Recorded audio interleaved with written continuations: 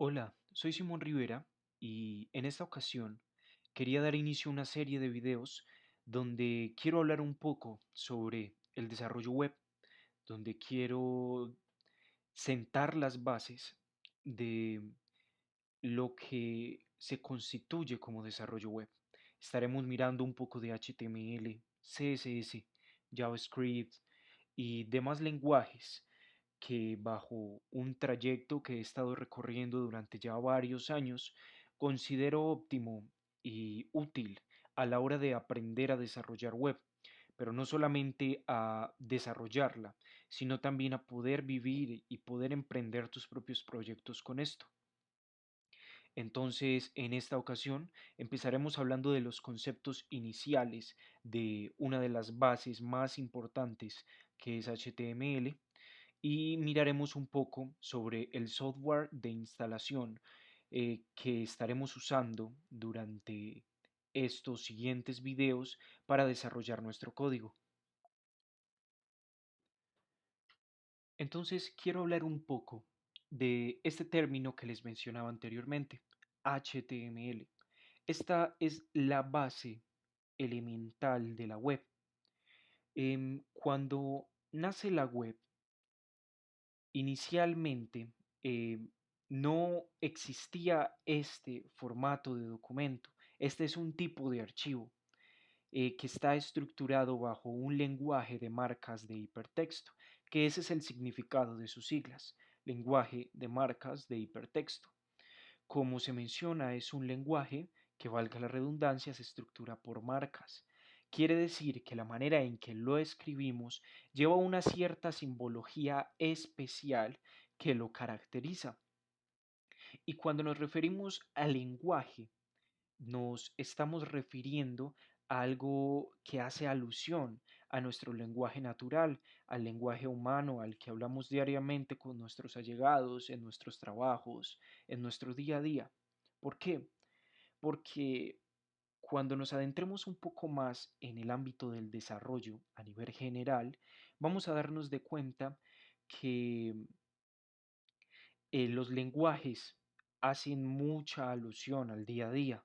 ¿En qué? En características, en normativas, en la manera en que nos permite unificar a las personas. O sea, todas las personas que conocen de un lenguaje de desarrollo van a poder entender sus códigos hasta cierta medida y van a poder compenetrarse mediante esto. Por lo que les mencionaba, esas normativas y esas estructuras básicas que debe llevar cada lenguaje. Profundizando un poco más en este lenguaje, como les dije, inicialmente en la web HTML no existía, existían documentos de texto plano, pero como eran texto plano, no habían formatos, no había una estructura atractiva, o no tanto atractiva, sino más nomenclada y organizada en el contenido que se veía a través de la web. Cuando nace HTML, como les mencionaba, este lenguaje de marcas de hipertexto nos permite constituir la estructura semántica de la web. Vamos a ir viendo a medida de estos videos a qué me refiero con estructura semántica. Quedémonos con ese dato y recordemos que con HTML definiremos la estructura de la web. Entonces, cuando se hace este cambio, aparece una necesidad. ¿Cuál es la necesidad? De un concepto que también hace alusión a los lenguajes naturales del día a día, que es un intérprete. Como sabemos, cuando tenemos que convivir con personas de otros países y tal vez no estamos relacionados con sus lenguas, necesitamos de un intérprete, un intermediario que nos permita comprender de su lengua a mi lengua qué está queriendo decirme. Entonces, aquí en el ámbito del desarrollo también existen intérpretes, no solo para HTML, sino para otros lenguajes. En este caso, hablando de HTML, em, tenemos el lenguaje en su archivo, en su documento, con sus marcas o con su simbología dentro del documento que lo caracteriza. y este tiene que pasar por el intérprete que estaría en nuestro navegador. Él toma esa documentación de hipertexto, la interpreta, o sea, intenta comprender qué estamos queriéndole decir con esto, y luego de que la interpreta y ya la pasó a su lenguaje, a la manera en que el navegador lo entiende, lo dibuja para nosotros o lo grafica, como regularmente lo vemos en la web, sus botones, su texto, direcciones, imágenes. Esa es la labor del intérprete, entender qué está pasando aquí para que el navegador pueda graficarlo para nosotros. Y luego de que tenemos esto, entran en juego otros elementos fundamentales para lo que nosotros conocemos web, que son las URLs y también el HTTP. Hablando de URL, nos referimos a todas esas direcciones con las que navegamos diariamente. Me refiero a www.google.com o facebook.com o no sé, instagram.com. Esas direcciones son las URLs. Es por el medio en que podemos localizar archivos o estructuras de archivos de las que se compone la web. HTTP es un protocolo. Con protocolo me refiero a una serie de pasos que seguimos para hacer algo. Entonces este protocolo lo que hace es transferir nuestros archivos de hipertexto hacia el navegador del usuario que está visitando una URL.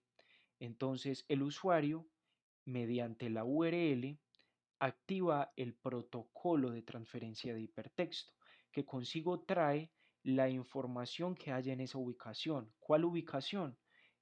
A la que nos estamos dirigiendo con la URL. Entonces, en esa URL hay unos archivos de HTML, de CSS y demás que están almacenados y esperando a que los usuarios puedan verlos mediante las URLs y nuestros protocolos de transferencia. Entonces es toda una correlación que quiero volver a recordarles por último paso. Tenemos la URL que el usuario digita, entonces el protocolo de transferencia va por esos archivos de HTML y demás que componen la web y los lleva hasta nuestro usuario para que el navegador los entienda, los interprete, haga de intérprete y lo grafique para nuestro usuario. Y por último, quiero que miremos la parte de la instalación. Es algo sencillo. Les daré tres opciones. En cualquiera de las tres podrán desarrollar lo que iremos haciendo a lo largo de los videos. No importa cuál elijan, cualquiera de las tres nos sirve. ¿Cuál es la diferencia? La comodidad y el gusto de cada quien. Obviamente no solamente están estas tres opciones, hay muchísimas más, pero depende completamente, como les mencioné, de sus gustos y de cómo más se sientan cómodos. Empezaré por este y es uno, a mi mérito personal, de los mejores, que es Visual Studio Code. Es un software demasiado completo, es totalmente gratuito y va a cumplir la misma labor que los demás, nos va a permitir estructurar nuestro código. Solo que va a tener ciertos añadidos que nos van a permitir trabajar a futuro con otro tipo de herramientas de una manera muy sencilla y práctica. Esta es como tal mi recomendación personal. Em, es muy sencillo de instalar, accedemos a su página y desplegamos para seleccionar nuestro sistema operativo y descargarlo. Y ya el instalador es siguiente, siguiente, siguiente en caso de Windows y en Mac OS cambia un poco, pero es bastante sencillo de instalar, no te va a traer ningún tipo de anuncio y esta es su página web por si quieren ver un poquito más de cómo trabaja Visual Studio Code. También tenemos Sublime Text, que es un editor un poco más de antaño, un poco más viejo, pero que también se desarrolla muy bien para este tema.